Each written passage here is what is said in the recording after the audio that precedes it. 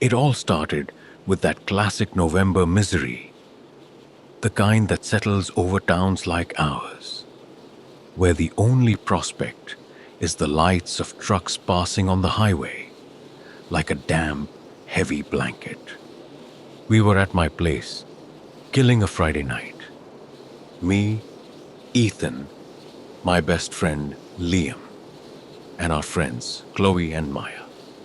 My parents were away, leaving us alone with the smell of dust, the creaking floorboards, and a half-empty bottle of cheap whiskey. "I'm going to die of boredom," Chloe droned, scrolling through her phone. "This town is a black hole where fun gets sucked away." If you love diving into stories like this, subscribe to the channel and don't miss new tales that will chill you to the bone. "Can't we just order a pizza and watch some stupid slasher movie?" Too predictable, Liam grinned, his eyes always lit up when he got another one of his reckless ideas. He put his laptop on the coffee table. "I've got something better. A site called The Abyss. They say it's like a video chat roulette, but with no moderation at all. You can see some genuinely wild stuff. Wild as in cute kitten plays the piano. Or wild as in we need to call the FBI?" Maya asked, nervously fiddling with her sleeve. She'd always been the most conscientious of us. "No, what's the difference?" Liam shrugged. "It's just the internet. Pictures on a screen. Don't be such a buzzkill." I didn't like the idea. The name itself, The Abyss, sounded like a promise of something unhealthy. But there was no point arguing with Liam, and Chloe, intrigued, was already leaning in closer. I kept quiet.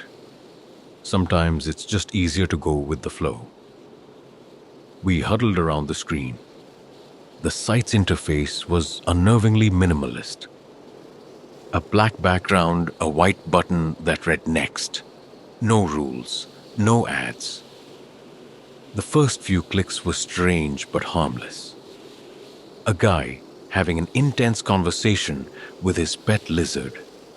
A girl silently eating cereal out of a huge bowl. We made cynical jokes, but with each new click, the atmosphere grew more oppressive. The next window showed us a man in a child's bedroom. He was sitting on the floor, surrounded by dozens of dolls. He didn't move, just stared into the camera, and all the dolls had their eyes colored in with a black marker. We watched him in silence for 1 full minute before Liam nervously clicked next. Then came a live feed of a hospital corridor. The camera was static. Nothing was happening, but a faint, rhythmic dripping sound could be heard from somewhere off-screen. We waited for something to happen, but it never did. The tension was almost physical.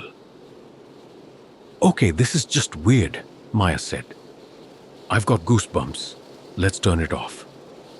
"Last one, I promise," Liam said, his finger hitting the button again. The window refreshed, and we all fell silent. The stranger's room was almost bare. Concrete walls, a window boarded up with planks. On a rickety wooden chair sat a man in his 40s with a gaunt face. But his eyes, they held more than just fatigue.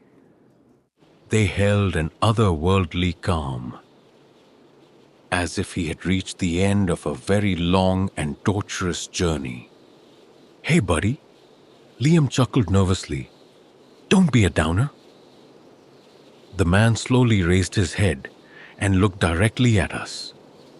At that moment, I felt an icy chill on the back of my neck. He slowly stood up. We saw a rope hanging from a beam in the ceiling. The professionally tied noose left no doubt about his intentions. "Turn it off, Liam, for God's sake, turn it off," Chloe screamed. but we were as if petrified. The man pushed the chair away. He calmly placed the noose over his head. For a fraction of a second, his eyes met ours again, and he gave the faintest hint of a smile. The smile of a man passing on a cursed baton. And then, he stepped forward into nothing. We heard a sickening dry crack. The body swung once and then hung still. Maya screamed. Liam slammed the laptop shut with so much force the plastic cracked. "Nobody saw anything," he hissed, his face as white as a sheet. "We weren't there. We're just leaving this chat and never speaking of it again." "Did you save it?" I asked, my voice trembling. "Liam, if you recorded that." "No, the cache should be empty. It's over.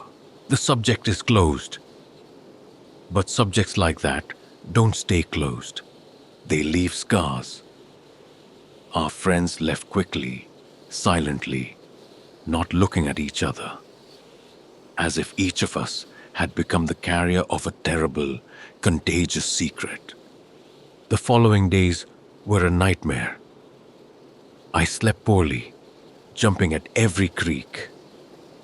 I deleted all my browser histories, cleared the cache, but I felt as if the filth of that site was permanently burned onto the hard drive of my brain. Liam didn't answer his phone.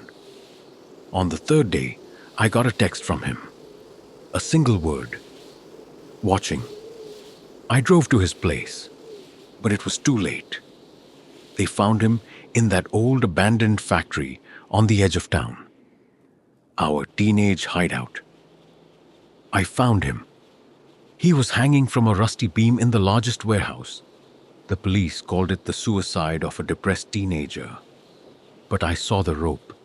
It was the same rope. Detective Harding appeared. A tired man with sharp eyes. He asked questions. I lied. But he looked at me as if he could see every crack in my story. After Liam's death, the paranormal events became tangible. At first, I blamed it on stress, but it became harder and harder to deny. Maya stopped leaving her apartment. Worried by her silence, I drove over to her place. The door was locked. I knocked. I called. Silence. I was about to leave when I heard a dull thud from above, followed by a short, sharp cry. I ran outside just in time to see her body hit the pavement from her 7th floor window. I saw her face, a mask of unspeakable terror. Her eyes fixed on the sky, as if she had seen something horrifying there. That night, for the first time, I found something in my house that couldn't have been there. After returning home from talking with the police at the scene of Maya's death, I walked into my bedroom. Lying on my pillow was a small, grimy piece of an old rope. I burned it in the sink, and the whole apartment filled with a sickeningly sweet smoke. The horror was no longer something external. It had invaded my home. The next day, I was called in for questioning at the police station. Harding was waiting for me in a small, stuffy, windowless room. The air was thick with the smell of cheap coffee and despair. "So, Ethan," he began, laying a folder on the table, "let's talk frankly. Your friend Liam hangs himself in an abandoned factory. Shortly after, your friend Maya falls from a 7th-story window. And your phone, by a strange coincidence, is near both locations at the times of death. What do you have to say to that?" "It's a coincidence. I was worried about them." "Worried?" Harding scoffed. "Liam sent you a text an hour before he died. One word. Watching. What does that mean?" "Who's watching, Ethan?" I don't know. You don't know. Right. And what about a website called The Abyss? We found it in the browser history on Liam's laptop. And on yours. What were you doing there? I was silent. What could I tell him? That we were being haunted by a ghost from the internet that leaves pieces of rope on my pillow. He would have called the men in white coats immediately. I see you're not in a cooperative mood. Harding leaned back in his chair. You can go. For now, but if I were you, I wouldn't leave town. Chloe was the last one. She was my only connection to that night. The only person who could confirm my madness. She called me as darkness fell outside. Her voice on the phone was distorted with sobs and static. Ethan, it's here. It's in my house. I see it in the mirrors. It looks like my dad. But it has no eyes. It's smiling and calling my name. Chloe, call the police. Run. Get out of the house. I yelled into the phone. It's too late, she whispered, and her voice became frighteningly calm. It says I have to say hello. From Liam and Maya. The line went dead. I dialed her number again and again, only to hear a short, busy signal. They found her in the morning, in her bathroom. Now I was alone, and I knew it was coming for me. That night, my house stopped being a sanctuary. It became a cage. It was a full-blown siege. It started with sounds, whispers from the air vents, the voices of my dead friends. You should have clicked away, Ethan. You let it watch us. Then objects started moving. Books flew off shelves. Doors slammed shut. The lights flickered, and in every flash of darkness, I saw a silhouette. The hanging man, standing silently in the hallway, watching. It was breaking my mind before attacking my body. The climax came when I was huddled in a corner of the living room, armed with a fire poker, and saw it slowly form from the shadows in the middle of the room. It wasn't just a ghost. It was a living clot of digital static and despair. Its face constantly distorted, like a bad signal. It lunged at me. I fought like a cornered animal. I threw a chair at it, but it passed right through. A noose made of dark energy wrapped around my neck. I broke free, shattering a window with the poker, and jumped outside. I ran, not feeling the cuts from the glass. Ran until my lungs burned. I got to my car and drove all night, away from the town that had become my tomb. The life of a ghost began. I slept in my car at truck stops, jumping at every sound. I lost weight, my hands trembled. I kept seeing his silhouette in the reflections of storefronts, in the faces of passers-by. I avoided screens, phones, TVs, ATMs. Once, sitting in a roadside diner, I almost told a waitress everything, but stopped myself when I saw the reflection of my own crazed, haunted face in her eyes. 1 week later, in a small town in another state, I bought a newspaper. A short article on the third page. Police detective found dead in his office. Preliminary reports rule it a suicide. It had gotten to Harding too. The last person connecting me to my past was gone. I was truly alone. The fear slowly gave way to a strange, thick apathy. And then a new feeling emerged. An overwhelming urge, like an addiction. I started wanting to go online. I fought the desire for several days, but it grew stronger, like hunger or thirst. In a dingy motel somewhere in Nebraska, I gave in. I pulled out my old cracked laptop. I didn't know why I was doing it. My hands were moving on their own. They typed in the address. The Abyss. The site opened, but it was different.